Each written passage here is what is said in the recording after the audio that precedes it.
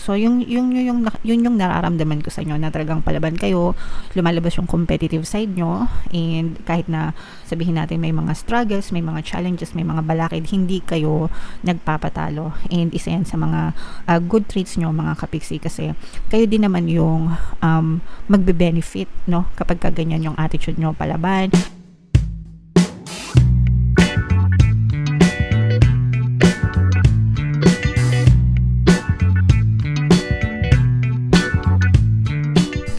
Hello guys, hello Leo, welcome back to Pinoy Pixie Tarot. Ang pamagat ng episode natin for tonight is Full Moon Kapalaran para ngayong September to October. Para sa Leo, Sun, Moon, Rising Sign, and Venus. Yung ating full moon guys ngayong September ay sa September 17. Tapos yung next na full moon naman natin ay sa October 17 mga kapiksi. So, ang reading na to ay para sa period na yan.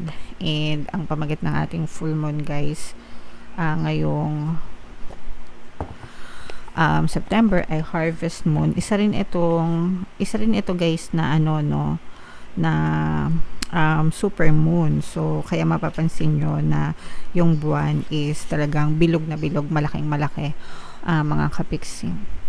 So, ito yung ating moon message para sa inyo. Bring love into the situation. So, kahit anong, ibig sabihin nito guys, always look at the brighter side of things, okay?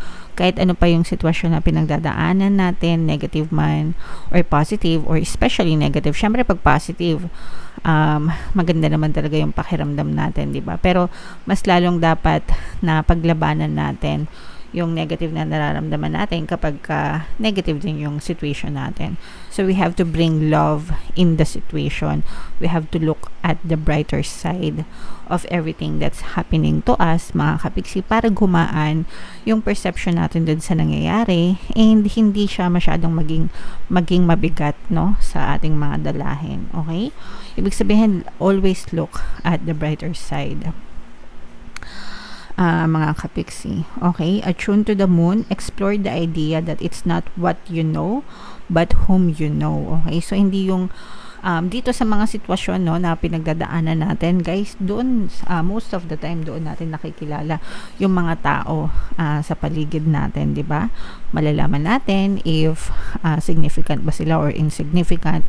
Malalaman natin kung sino talaga yung mga taong handang tumulong sa atin and handang sumama sa atin, sa buhay natin, no matter what. Okay? For some of you, additional meanings of this card, you need to be more detached, no? Dun sa situation, especially pag masyadong malaki yung impact. Kailangan wag tayo masyadong magpadala, no? Especially sa emosyon natin.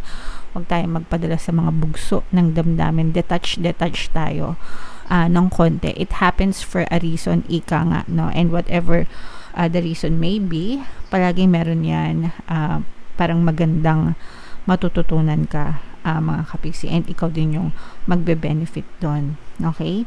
Thinking outside the box will bring the solution.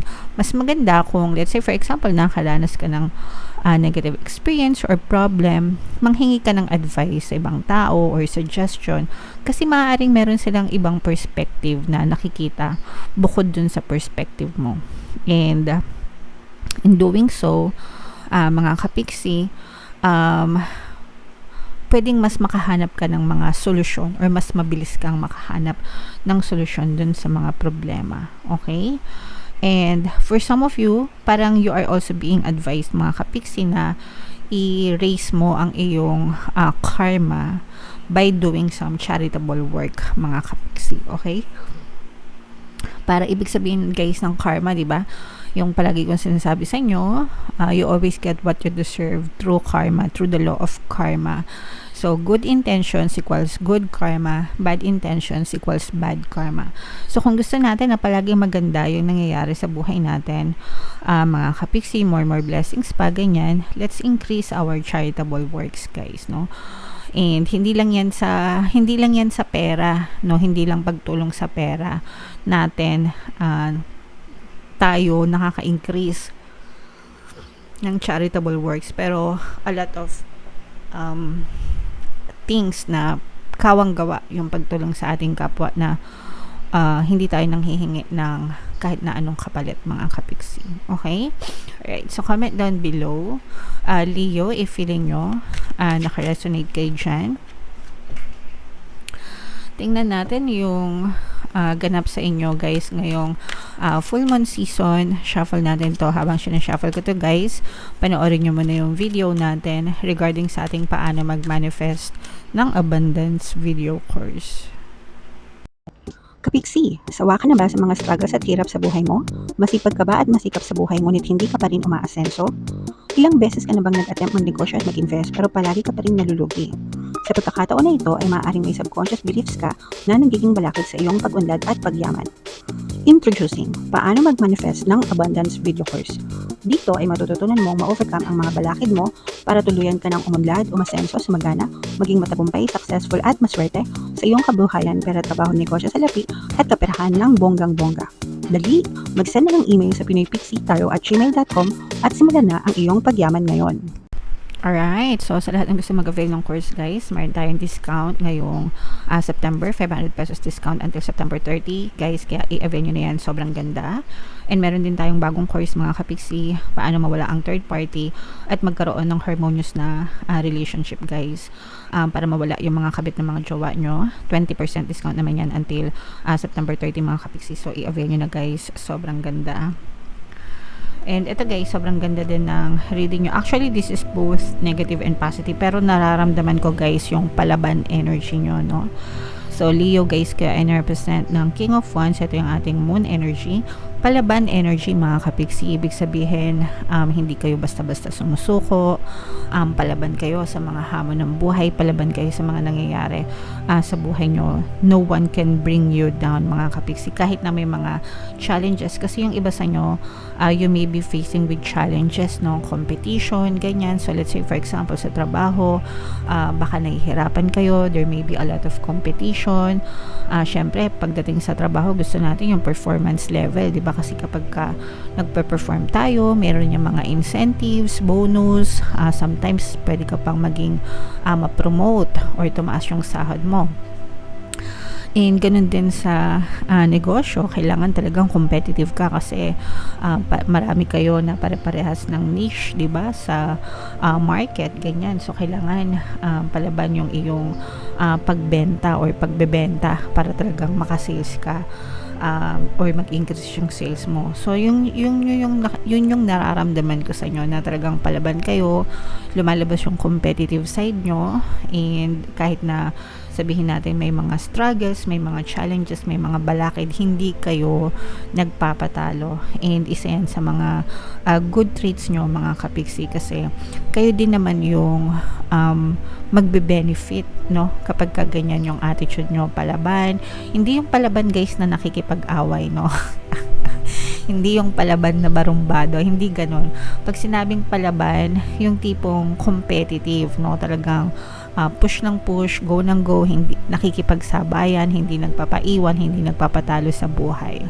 Always riding the wave, parang riding the surf, no, riding the wave. Parang palaban yung, let's say for example, imagine yung mga surfers, 'di ba? Surfers sa dagat. Kapag nandiyan na yung malalaking alon, 'di ba? Imbis na lamunin sila ng alon, talagang nakikipagsabayan sila. Ganyan.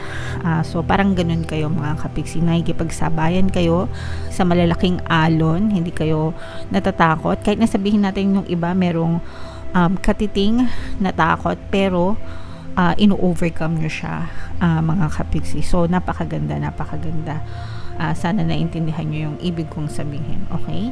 And dahil dyan guys, nakikita natin na talagang unti-unting makaka-recover kayo. Kung meron kayong mga, yung iba sa nyo guys parang pwedeng mag-invest or magnegosyo as part of your recovery mga kapiksi. Ibig sabihin yung iba, if naka-experience kayo ng mga failure or financial loss, parang yung iba sa inyo gustong bumawi sa pamamagitan ng pagnenegosyo. Okay? And okay lang yan guys. Try and try until you succeed. Pero yung iba, parang hindi nyo alam kung saan kayo magsisimula. Gusto nyo magnegosyo, gusto nyo mag-invest, pero yung iba hindi alam kung paano magsisimula, at saka natatakot din maglabas ng pera. And tama naman talaga yun, guys, no? Kasi dapat talaga hindi kayo basta-basta naglalagay lang ng pera kung saan-saan. So make sure na pag-isipan yung mabuti, planuhin yung magbuti, mag-due diligence kayo, magsaliksik, mag-aral, mag-research bago kayo maglagay ng pera sa isang bagay or sa isang lugar. Pero nararamdaman din natin na very progressive. Magkakaroon din ito ng progress kapag pagkatapos ng inyong masusing pag-iisip, mga kapiksi. Kumbaga magkakaroon din kayo ng conclusion. Okay, mafa-finalize nyo din, mga kapiksi. Pwedeng merong mag-guide sa inyo. This is a water sign, energy, Cancer, Pisces, Scorpio. Pwedeng merong mag-guide sa inyo na eto, try mo to, subukan mo to kasi subok na to, tested na to, parang ganun, no? And through this guidance, doon na kayo maaari magkaroon ng konting panimula, mga kapiksi, konting progreso, konting andar, no? But ang importante, even if it's just a little, ang importante is nagpa-progress, kasi yun talaga yung gusto natin sa buhay natin. Everyday may progreso, everyday may ginagawa tayo for progress, everyday nakafocus tayo sa progress at pag-asenso until makakita tayo ng resulta sa ating physical reality. Okay? So, i-mind nyo na to, guys. Mind progress, mind pag-andar, mind recovery. Yung recovery, guys, talaga yun yung nakikita ko major na energy nyo ngayong full moon season. So, yeah, unti-unti kayong makakaangat din sa buhay and mga kausad, Leo. Okay? So, comment down below, Leo. Sorry. Comment down below if feeling nyo naka-resonate kayo dyan. Ito yung ating mga pampaswerte subliminals. Pakinggan nyo, guys, para makatulong sa inyo. And ito naman yung ating success stories ng paano mag-manifest ng abundance video course. Click here to subscribe, guys, and click here to join our membership program. Thank you for liking, sharing, and subscribing, and see you again next time. I love you all, guys. Have a nice day. Bye-bye.